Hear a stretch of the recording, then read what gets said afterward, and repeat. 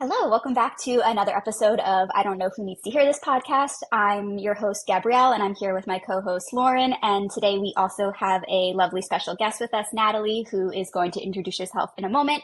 And today we are so excited to talk about a topic that has been kind of on all of our minds and something that I think we are really excited to share with you, which is the idea of the good enough mother, the good enough parent, what that means, how to kind of look at that through the lens of sleep, development, parenting, and all the things that may come up in our conversation. But before we get into it, I want to pass the mic to Natalie for a second so she can introduce herself and you can get a feel for, who's here with our conversation today. Hi, I'm Natalie. I'm a licensed professional counselor in Tennessee and South Carolina, and I have worked for over 10 years with trauma, attachment, and maternal mental health. And I am also a nurture neuroscience practitioner and a mother hunger trained facilitator.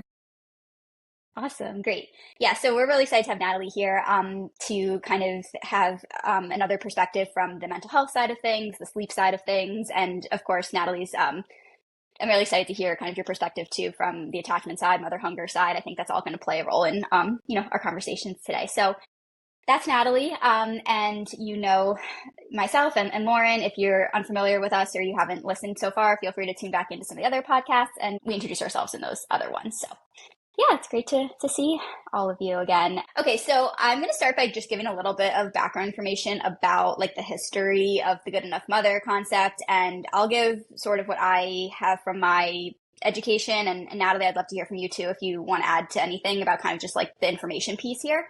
But the idea of the good enough mother goes all the way back to the 1950s. So there was a doctor, Dr. D.W. Winnicott, who kind of came up with this idea of the good enough mother. And the idea is that children do not need a perfect caregiver. They need a parent who is quote unquote good enough, where they respond quickly and efficiently most of the time. But there is some room for imperfection, for times we don't get it right, for times that we don't respond right away. And this might actually be somewhat beneficial for the child to kind of have these imperfections and see this imperfect parenting style, in their own parents. The goal is to be responsive most of the time. And then when you're not responsive or you miss a tune, to then go back and repair. And so this concept kind of started, in the 1950s and then was further developed going into the 70s and 80s by Dr. Edward Tronick. He's famous for the still face experiment, which some of you may be familiar with, where a parent and a baby are engaging with each other. They're laughing, cooing, talking, babbling, and then the mom kind of suddenly goes still face and she doesn't engage anymore. She doesn't talk anymore. She just has a blank stare.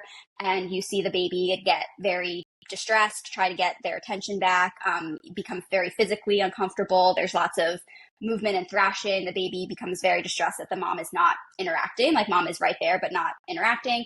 And then mom kind of comes back to attunement, comes back to interaction with the baby and repairs that disconnect. So Dr. Edward Tronick is famous for that experiment.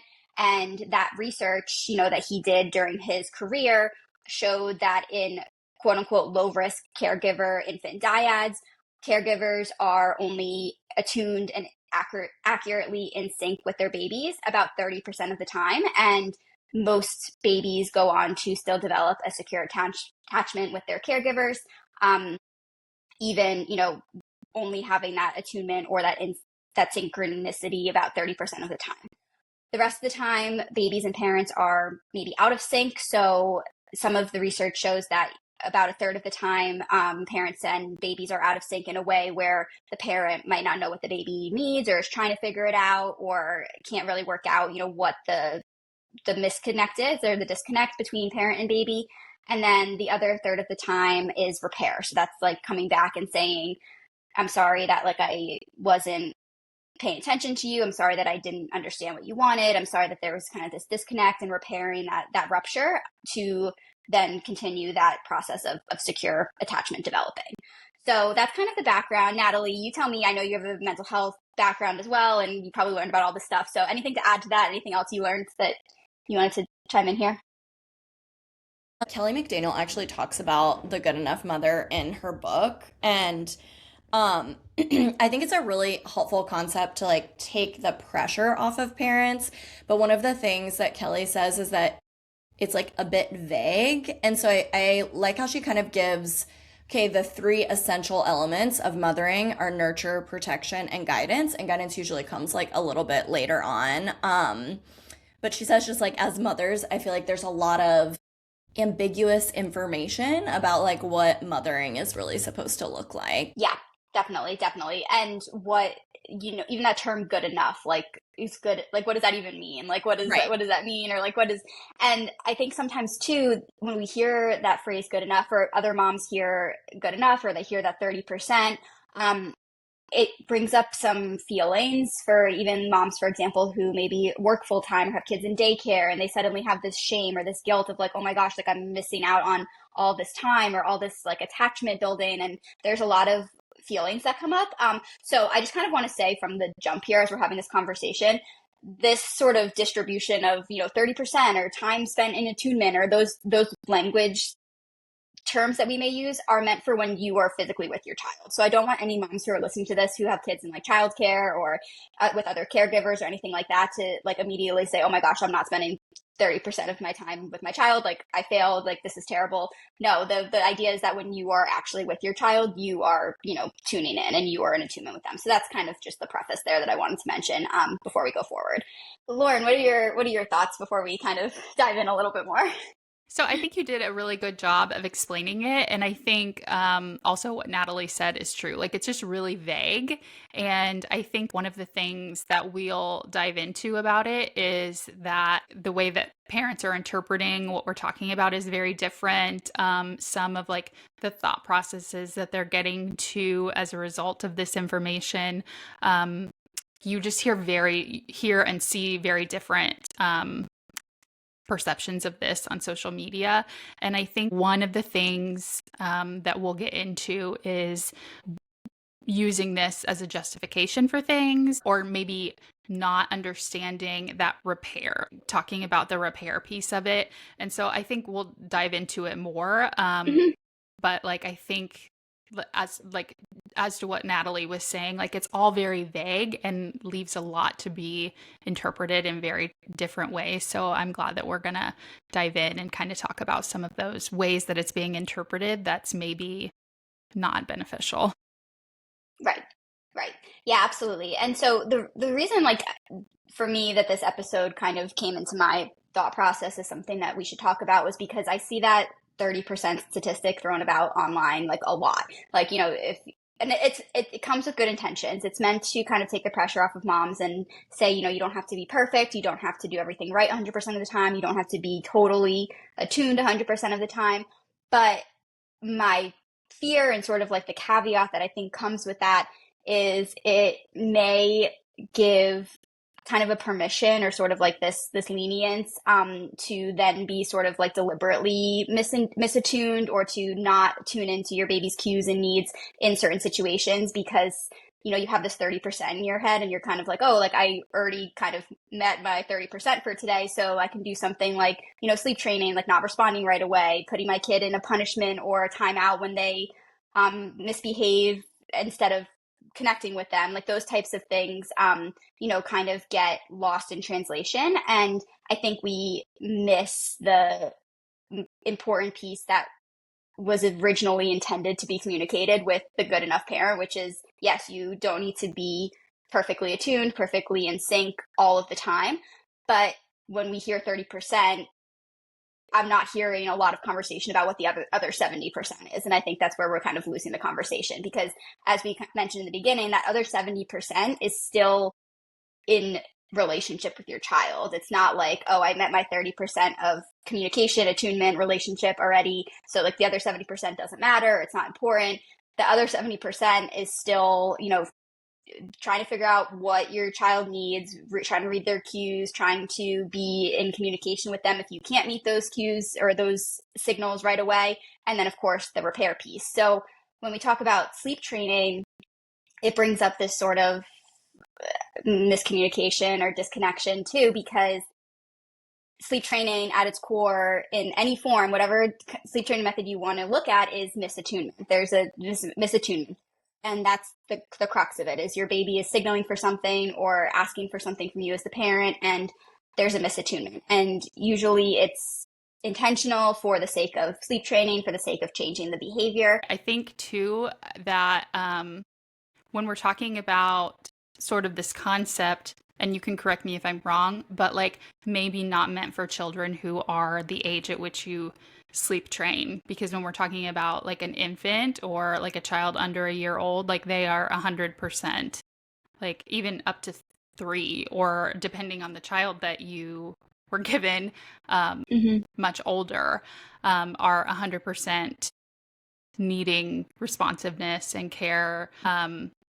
And so I think that this like 30% is being sort of taken the wrong way, that like, oh, it's okay to not respond during these times. This concept is not meant to say your child doesn't have biological needs around the clock, right? Like this, they may need to be fed, or they may have a sensory need, and they like proximity, and like that whole first year they're connecting with you through the senses. Like, so it's not meant to like override that. Like your baby is born with an immature brain and they're helpless. And so I think that it sort of sets this, I don't know, this lens that parents are looking through that sort of negates like my baby's like honestly heavy biological need for attunement and responsiveness and proximity. And I think that some of that gets lost in that, well, I'm doing a good enough, and that we need to not use that lens to override like a very real biological need. Like rather than looking at like 30% as like 30% of the day, even overnight, you might be accidentally, unintentionally misattuned overnight. Like your baby might wake up crying at 3 in the morning, and you are in that 30% where you're like, I have no idea what's going on. Like, I don't know what they need. I don't know what they're upset about. Like that is still possible and part of the conversation, and that's still part of building that secure attachment, is having sort of like that discrepancy between like knowing what they need and being in tune, and not really knowing, and kind of being out of tune and then trying to find it again. Like that's all happening over the 24-hour period. It's not like 30% of the day is, here, and then nighttime is a different percentage of the day. It's like a whole spectrum of 24 hours where you're kind of in this dance of attunement, dance of relationship, trying to connect, trying to repair if you are out of connection or out of sync. So it's not this sort of like rigid time-based division. It's more of like a whole picture division where you're constantly in relationship with your baby over the full 24 hours. Yeah. And I think that too, and like people don't really like this conversation because it creates like discomfort and guilt and kind of this shame. But like when you bring home a baby, like you don't get to pick the baby that you bring home. And you don't really know your baby can't tell you it's my stomach, it's my, Right. and so there is going to be automatically like misattunement, and when you're trying to figure this out, especially if you have, like in my case, a neurodivergent baby with sensory processing, like it was very, very hard for us to figure out what his needs were. It took us like over a year to figure that out. And he ended up having childhood apraxia of speech and like communication barriers. And when I look at my phone, when I go back and I look at videos, and, we taught him sign language and we used communication boards and all of those things. Now that he has like spoken language and he can kind of tell me and I know him better, when I watch those videos, he is signing to me and using word approximations that I understand now in a second.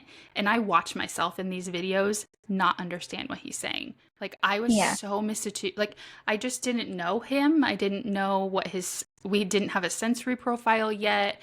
I didn't understand, like he would make up signs and use the same sign, but it wouldn't be like a real sign. Like he made it up.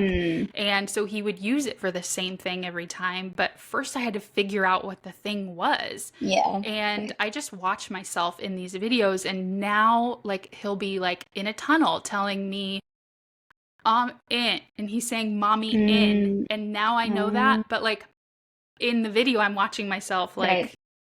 Right. peekaboo, like Right. I'm like playing with him, but he's telling me he wants something. One is like Right. putting a ball down the side, and he did this thing, and this was like before we had any diagnosis. Like he scripts for us what he wants us to say, and it took us Mhm. many months for us to realize he wasn't telling us what he wanted us to do. He was telling us what he wanted us to say so that then he could respond Mm. or do what he wanted. And so there's Yeah. like a video of him like rolling a ball, and he wanted us to say "we." And so he's like "eh," and we're like "yay." But he wanted us to say it so he Yeah, could say yeah. "yay." And so Yeah. you don't know the child that you're going to get. And so when we're talking about like 30% of the time, um, like you're electively choosing, like it's going to bump you way over. And like, I really Hmm. don't like, I don't like it's going to bump you over your 30%. Like, it's not really a Right, right, great right. way to look at it.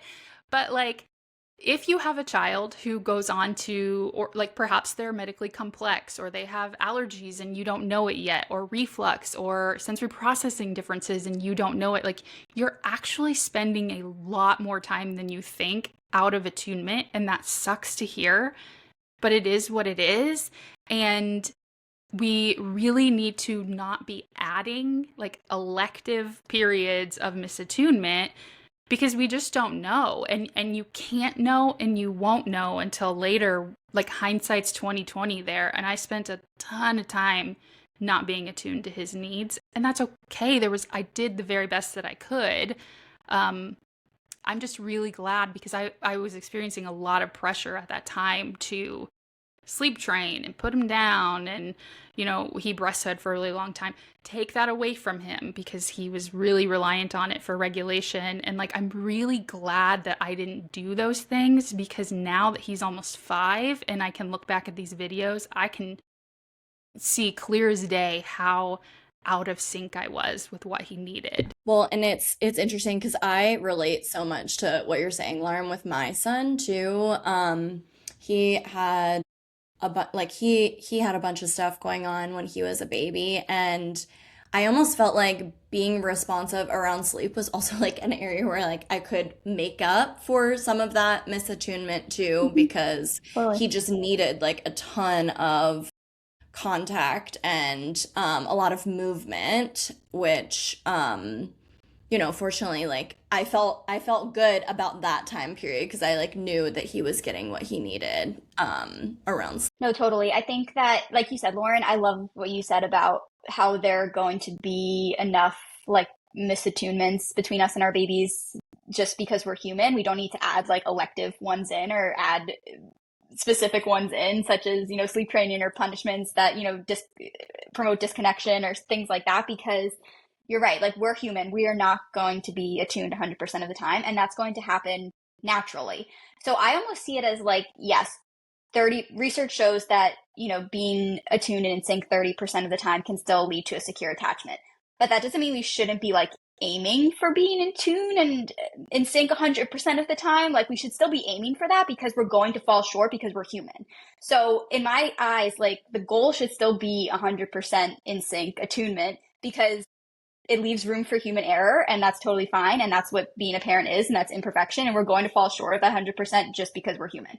So we should still kind of see it that way of like, I am trying to be in tune, in sync with my baby, my child, all the time, and giving myself grace for when I naturally fall short as a human, and not using it as like this sort of mathematical equation of when I can respond to my baby or when I should, or if I've already done enough responding today and then I can kind of respond less overnight. Like, it doesn't need to be a math equation. It can just be sort of, I'm trying to be in relationship with my baby all the time whenever they need it, and I'm naturally going to fall short as a human. And that's where that good enough piece comes in, because as long as we're trying and as long as we're being there around the clock, giving them what they need in that moment, or trying to at least, and trying to be in that relationship, then that's what's good enough. And that's the good enough piece, rather than sort of this like rigidity or sort of stress over the numbers and what the research says and all this. Yeah, I think too, we have to sort of acknowledge, like multiple things can be true at the same time. And so when we're looking at things through this lens that like, well, the good enough parent is good enough and it's leading to a secure attachment, like what else is sort of coming in and impacting the parent when their baby is like brand new? Because it does start when they're brand new. They come out and it's like, don't bring them to bed with you, which is misattunement immediately, right? Because your baby is wired for skin to skin at the breast.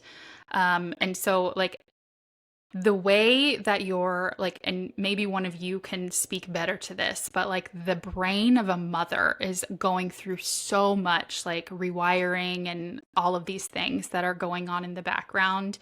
And if from the very beginning we're setting up that rewiring to be sort of surrounded by misattunement, in a baby, sleep train them, don't teach them bad habits, even in the hospital or right after delivery. And this isn't always the case, right? Because some people are having home births or whatever, but like, put the baby in the bassinet. So like right off the bat, like that is something that parents are going into. And I think we have to take a really hard look at what that does for like, and people, what is the word? Catastrophizing? Do one of you know the Mhm. word? How to pronounce it? Like I am known Catastrophizing, to, yep. yes. So I am known to do that. But like let's realistically and objectively take a look at like what this does to your brain as a parent, because then your baby becomes a toddler and you're told to ignore their tantrums.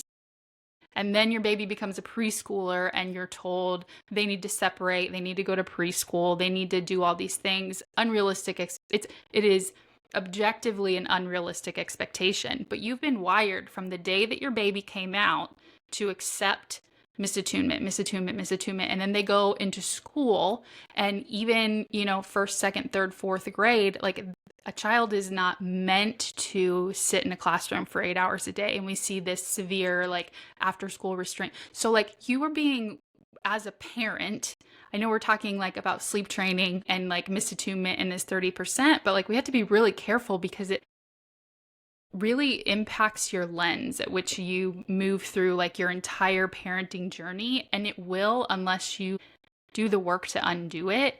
And so this idea that we can misattune, like the idea is that you will naturally be misattuned for 30% of the time, not that we should be adding. And I know that you kind of just said that, but like I want to name like what does that do to the conditioning of not only the child, but the way that you as the parent responds to your child even throughout their childhood. Because like their brains are not developed until their 20s, right? They like a 15-year-old who is struggling with after school restraint collapse still needs your co-regulation. And now they Mhm. don't have a cute little baby face anymore and they don't smell like a baby and your expectations of them get more and more and more. But when we're talking about their brain, like their brain is not developed yet. They need you. And so I just hate that we are wiring parents from the very first day of their baby's life to sort of be set up for this misattunement. Well, and I think that what I have seen just working with mothers is, and I do think maybe like with home birth, sometimes I've had a hospital birth and a home birth. I feel like with home births, sometimes there's more letting you do the more natural thing of co-sleeping, showing you how to breast sleep and all of that stuff. But I know my experience in the hospital and a lot of people's experience in the hospital, it's like we're setting moms up to with all this changes in the brain that you're talking about, Lauren, we're setting moms up to think that separation is normal. And so then each new thing, whether it's sleep training or timeout, or there's an intervention called parent-child interaction therapy, where it's normalized to do timeout and then even like basically locking your kid in a room. And I think it just sets moms up to think it's normal. And what I've seen too is that sometimes, I'm not saying this is the end all be all for postpartum anxiety and depression, but like my first intervention is just like hold your baby skin to skin. And I have seen a lot of cases where that's like postpartum depression and sometimes anxiety start to lift when moms just have their babies close. Yeah, yeah, yeah. And when they have full permission or sort of like freedom to respond to their baby in the way that they feel most biologically called to do. Like I sometimes I work with families in, sleep consultations, and the most revolutionary thing that I do in the session is give mom permission to like feed her baby overnight, even though the internet tells her that the baby shouldn't be feeding anymore overnight. And suddenly she's like, wait, I can just like feed them back to sleep instead of having to like deny feedings. And I'm like, yeah, like, and she's like, oh, okay, that'll change everything for me. Like, I can just like lean into what, my body is telling me to do when my baby is cueing for. Like, I don't need to like withhold any sort of responsiveness. And that can change the entire thing for a mom sometimes. And it really is just like crazy how we are swimming upstream against attunement from, like you said, day one of just constantly going against the grain of what feels natural, what feels most relational and kind of natural to us and our babies. We're just swimming upstream from day one. And I think it's really adding to the stress that parents feel, and almost becomes a circular argument, because then parents are feeling stressed about not responding to their baby in the way that they feel like they really should. And then they're kind of looking for validation in things like good enough parenting or the 30% statistic. And it becomes this circular conversation of like, where did we even start? Like, how did we get here? Did it start with misattunement? Did it start with not knowing like, what was appropriate or what we should do versus what? It just becomes a big conversation. And I think it gets really tricky when the crux of the conversation is just look in your baby's eyes, hold them close, and kind of try to get in sync with them again. Yeah, I think there's a lot of opportunity like within sort of this mindset to like miss like the most vital piece of like this whole concept, which is like the repair piece. So if you have from day one been conditioned yourself to believe that separation is the answer, it's okay, like that it is like this thing that you have to teach your child, right? You have to prepare them for the real world. You can't be there when they're in college, so don't nurture them now. You sort of don't recognize the misattunement, and like it has become normal and like this thing that is expected. And so you're missing the points where repair may be needed, because you are now viewing things through this lens where it wasn't a misattunement, it wasn't a rupture, it was, this is expected and this is what we should be doing. And so we don't feel the need to repair or know that a repair may be something that should happen. Right.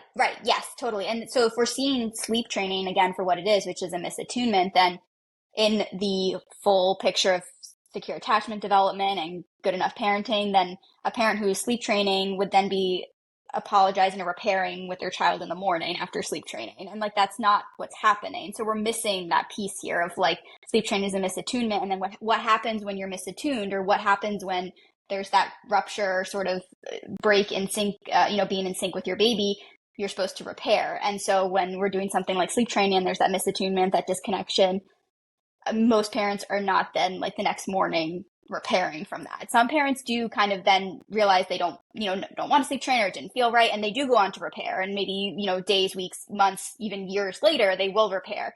But for many who are, kind of following, again, this messaging that we're getting from day one about separation, about independence, about not forming bad habits, they are not seeing sleep training for the misattunement that it is, and therefore not doing the repair piece that comes with this good enough parenting secure attachment development. I think something that I see that happens with the relationship along the lines of what we're talking about is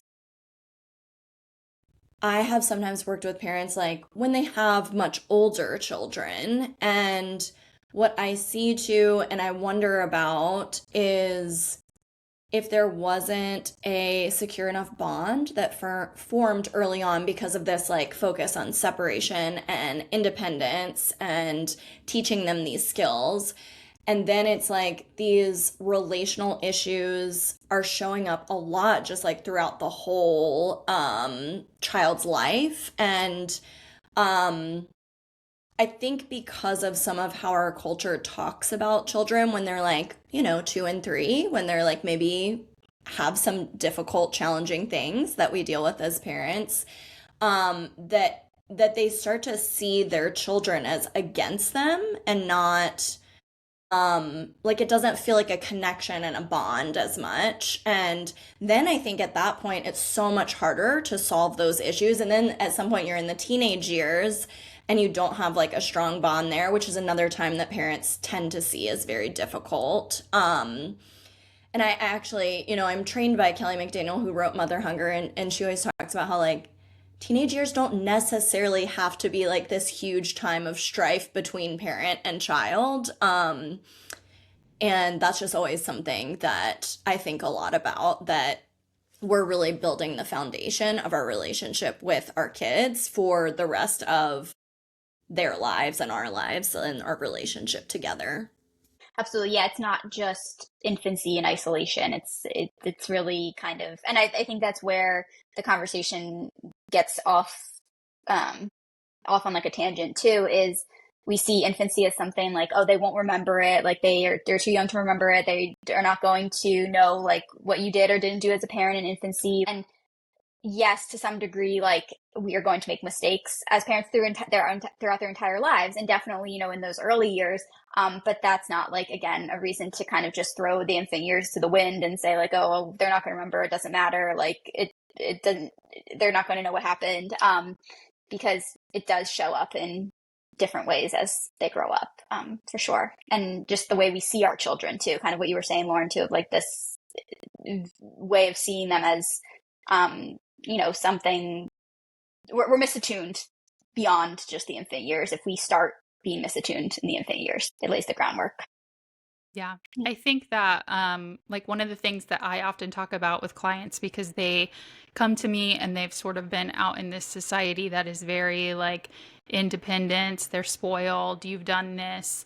Like it is really, I don't know, it makes people feel a certain way when you start talking about viewing your child as like this human, and that their Mm-hmm. needs and their feelings and their experiences matter just as much as yours, and they're not something to minimize or dismiss. And one of the things that I talk about with a lot of the families that I support is that like society does not look at children through like their perspective. And when we're talking about highly sensitive babies or like toddlers is a really good one, because a lot of the advice is to like ignore tantrums or those kinds of Yeah. things. And just all children, even like into their teens, lack perspective.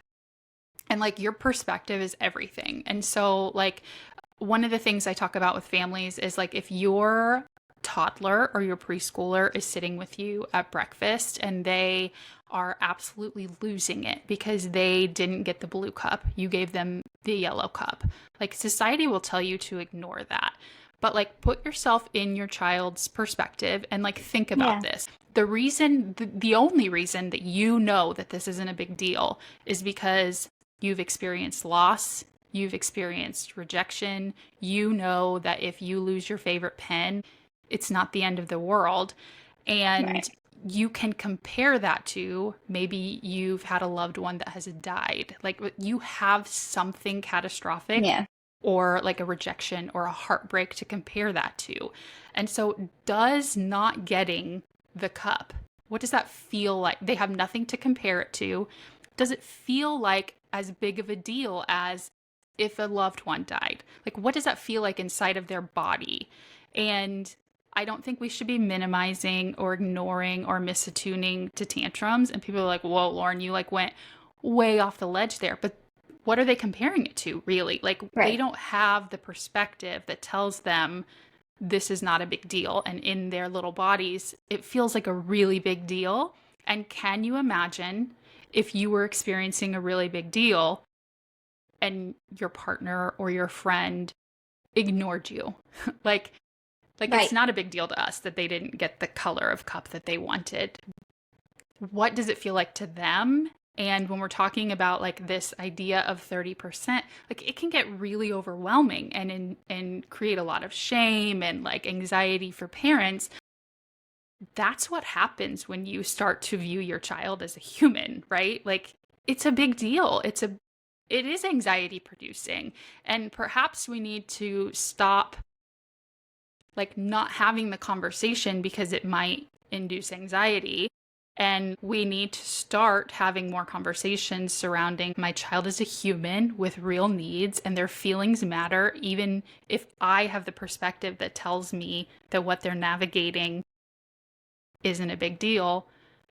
I think that when we're talking about like this kind of gives us permission to misattune well beyond sleep training. We're in a hurry, we're trying to get out the door, we're having this upset about a cup, like really putting ourselves in the shoes of our child and like what does that feel like in their body. Yeah, totally. Totally. I was looking up a quote as you were talking because it was like in my head, but I couldn't like pull it together. And there's this quote I always think about. It's by Catherine Wallace. I'll find the book for you, but it says, listen earnestly to anything your children want to tell you, no matter what. If you don't listen eagerly to the little stuff when they are little, they won't tell you the big stuff when they are big, because to them it has always been big stuff. And I always think about that too. Like to them, it's always big to them when they're, this age. Because exactly what you said, Lauren, they don't have the perspective of like, what does this look like in the grand scheme of things? So even though it seems like a very little thing to us, it is a big thing to them. And it's always been, it's always the big stuff. It always feels big to them when they're little. So yeah, it's huge. And I think that that's a really great point when we're talking about this. Even when I work with families with sleep consultations and they tell me that their kid has recently had like a developmental milestone, like they just started crawling or walking or something like that, and it's disrupting sleep a little bit, I do try to encourage parents to put themselves in their baby's shoes and what that must feel like to like, that like yesterday you couldn't move on your own, but like now you can. Like that must feel really exciting, but also scary and confusing. And like imagine being a baby who like yesterday you were just like a potato on the floor, and like now you can crawl, or like now you can walk, or now you can, say a word and someone responds to you and someone understands what you're saying with the noise you're making from your mouth. Like that's so exciting and also probably really scary and confusing to them. And we have to kind of give that perspective of put ourselves in their shoes of why they might need more support, or why they might be waking more overnight, because there's so much going on with those types of things, and it feels probably really confusing to them. Yeah. I mean, I think just viewing it as like through like a humanity lens. If you have a new job that you're going to tomorrow, or perhaps you got into an argument with someone and you're like replaying it over and over in your head, like you don't sleep well. Our children are not exempt from those experiences just because they're children, and like no matter what we do through a behavioral lens, it's not going to take away that humanity piece. All right. Well, I think that is a good spot for us to stop today. Thank you so much for listening. Natalie, thank you so much for joining us. It's been so great to have you here. You're incredible. Do you want to tell people where they can find you, how they can work with you? Yeah, you can find me on Instagram at Safe Haven Mama, and then my website is a little confusing. It's Safe Haven C, like the letter C, and the word and then C.com.